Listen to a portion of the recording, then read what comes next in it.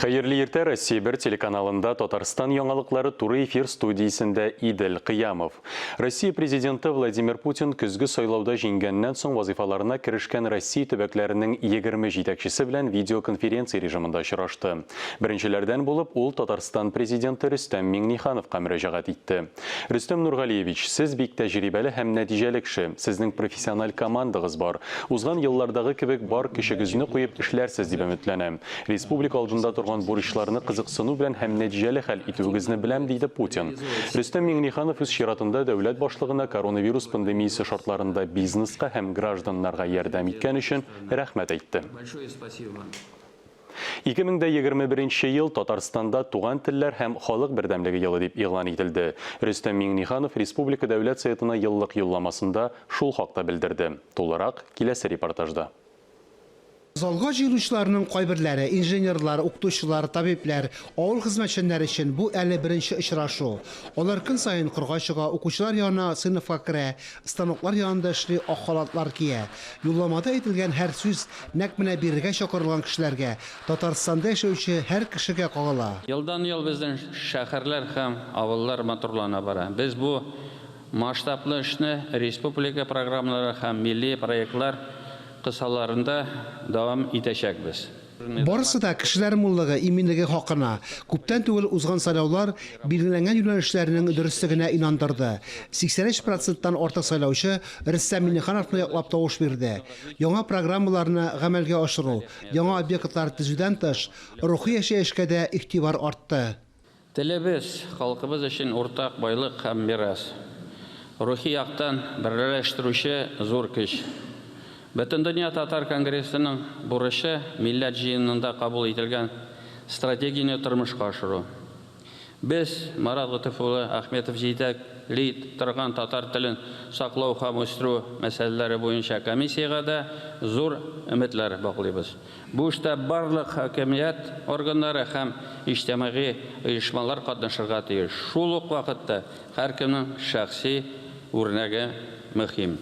2021 елны президент туган телләр һәм бердәмлек юлы дип игълан итте. Юлламада халык безнең күп милләтле республика турында һәр вакытта да әйтте.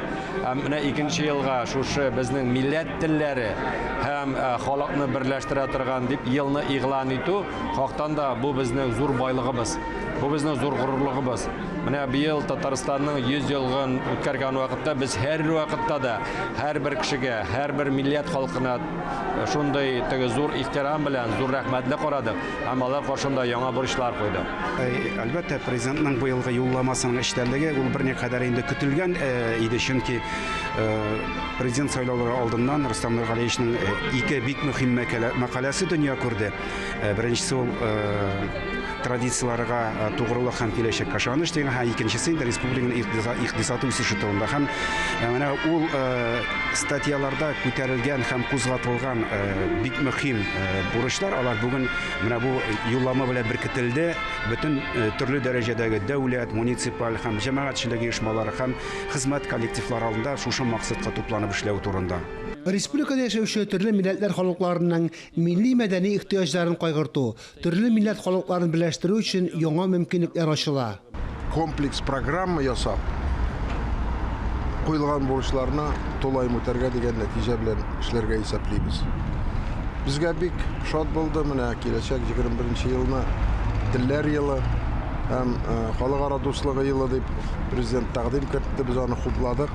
Һәм программаларыбызда көндәлек эшебездә шул куелган бурыч, тәкъдим ителгән таләпләрен матурына үтәрбез. Нигә дигәндә, күп милләтле республика, күп динне халык, менә безгә халык дуслыгы, халыкара аңлашып яшәү иң мөһим мәсьәлә. Киләчәктә президент юлламасында билгеләнгән бурычларны чынга ашыруда бергәләп киңәшләшеп эшләр өчен республикада барлык мөмкинлекләр дә бар. Фанис Мөхәммәтов, Лидер Хәбибуллин, Татарстан яңалыклары. Бүген башкалабызның пирамида комплексында Яңарыш Республика фондының 10 еллыгына багышланган тантана була. Татарстанның беренче президенты Минтимер Шәймиев нигез салган фонд федераль һәм республика әһәмиятендәге байтак тарихи һәйкәлләрне, борынгы Болгарны Зөя шәһәре утравын төзекләндерде. Болгар тарихи археологик комплекс Успенский соборы һәм Зөядәге монастырь ЮНЕСКОның бөтен дөнья мирасы исемлегенә кертелде. Татарстан президенты Рөстәм Миңнеханов башлангычы белән 17 елда фонд чыганакларына Россиядәге беренче Болгар Ислам академиясе төзекләндерелде. Югары дини уку йорты булдыруны Россия президенты Владимир Путин хуплады. Бөек Болгар Урта гасыр хәрби фестивален оештыруга 6,5 миллион сумнан артык акча тотыла. Фестивальнең популярлыгы елдан-ел арта. 2014 елда фестивальдә Россиянең 12 төбәгеннән 14 меңгә якын тамашачы катнашкан. Ә хәзер ул илнең 30дан артык төбәгеннән 40 меңгә якын тамашачыны җыя. Исегезгә төшерәбез, пандемия сәбәпле быел Бөек Болгар Урта гасыр хәрби фестивале кичектерелде. Ул 26-27 сентябрьдә узар дип көтелә. Татар әдәбияты зур югалту кичерә. Күренекле шагыйрь, публицист, Татарстанның атказанган сәнгать шәкелесе Әхмәт Рәшитов катаурудан соң 84 яшендә вафат булды. Мәрхүм белән хушлашу Фатих Әмирхан урамы 45 йорт адресы буенча бүген сәгать 10-да була. Ул 60-нчы елларда Казан телевидение студиясендә балалар өчен тапшырулар бүлеге мөхәррире, соңрак Лениногорский шәһәре телевидениесендә 68-74 елларда Татарстан радиосында әдәби-драматик тапшырулар мөхәррире булып эшләде. Социалистик Татарстан газетасында хәбәрче, Россия китап сөючеләр җәмгыятенең Татарстан бүлекчәсендә инспектор-методист, Татарстан язучылар берлегенең Габдулла Тукай исемендәге клубы директоры вазифаларын башкарды. 80-нчы еллар ахыры 90-нчы еллар башында Татарстан радиосының нәфис тапшырулар баш мөхәррире булды. Берничә шигырьләр, поэмалар, популяр җырлар авторы. Әхмәт Рәшитов үз васыяты буенча туган ягында, Буа районының Яңа Чәчкап авылында җирләнәчәк. Бүген иң яхшы билингваль балалар бакчасы грантына сойлап алу конкурсының беренче этабы тәмамлана. Сойлап алу конкурсында мәктәпкәчә белем бирү программаларын гамәлгә ашыручы балалар бакчалары катнаша. Грантның максаты мәктәпкәчә белем бирү программасын гамәлгә ашыручы мәгариф оешмаларында мәктәпкәчә яшьтәге балаларга билингваль белем бирүнең укыту-тәрбия процессын камилләштерү. Иртәгә 26 сентябрьдә Казан агросәнәгать паркында Татарстан мәгариф оешмалары катнашында традицион авыл хуҗалыгы продуктлары һәм кул эшләнмәләре ярминкәсе оештырыла.